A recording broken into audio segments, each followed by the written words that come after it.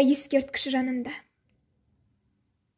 Осынау өмір дейтін дарияның көп тартқан тауқыметін қариямын. Бақтағы күніге бір барар орным еңселі ескерткіші Әлияның. Білетін батыр жайлы көп өлеңді. Бүгін мен келдім ертіп немеремді. Айрықша ардақ тұтар апасына байқайын бала көңілі не дер енді. Қашанда қайсар жандар асқақтаған, көріну сол биіктен мақсат маған. Намысы найзағайдай немерелер десе екен, апа өзіңе ұқсап бағам. Қазағым болғанымен қиялға бай, ажалға қыршын жасты қияр қалай.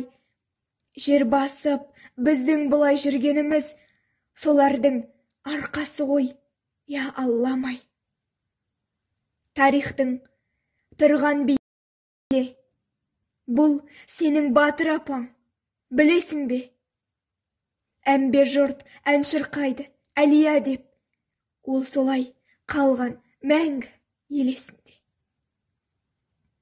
Қарадым, осылай деп немереме, келгенін ұққан болар ол да неге.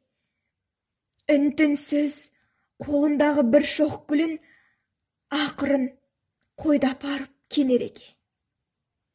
Содан соң сипап тұғыр биік тасын, балаға бұл да сабақ жиі ұққасын. Тік тұрып тағзым етті апасына, кекілді кіп кішкентай иіп басын.